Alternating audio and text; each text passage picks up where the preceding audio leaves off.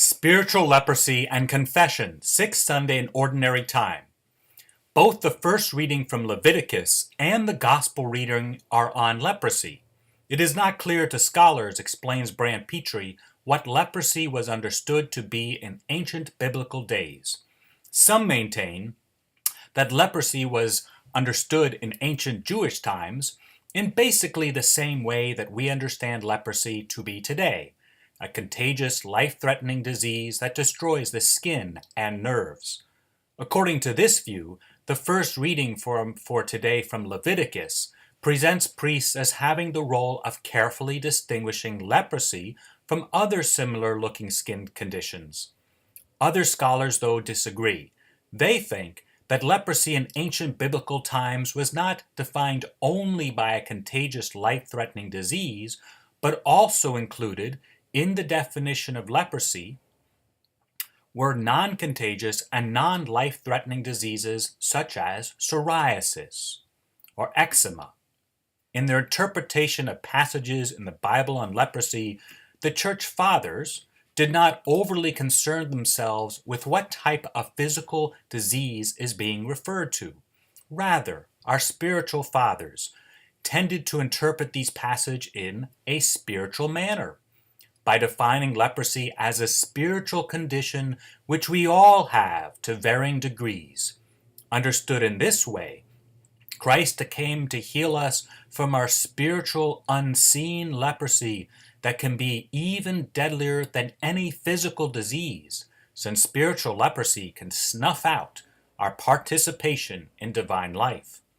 During the upcoming penitential season of Lent, may we approach Jesus the healer in the sacrament of reconciliation, in the sacrament of confession, so that Jesus can touch us spiritually as he physically touched the leprous man in the gospel passage, and through that healing touch restore divine life to us.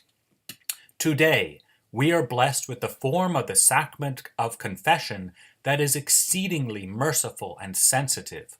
This was not always the case.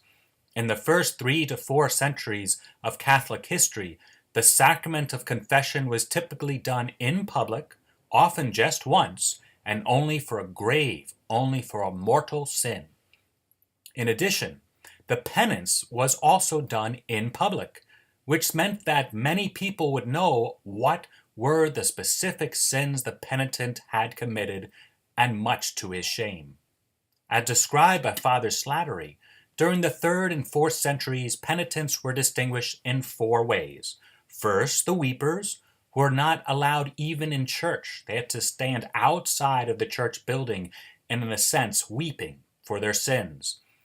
The second type of sinners were the hearers, who were required to leave after the homily. And the third were the kneelers, who were allowed to attend the entire Mass, but on their knees in the back. And finally, we have the co-standers, who were allowed to be in the congregation, to intermingle with the congregants, but were not allowed to receive Holy Communion.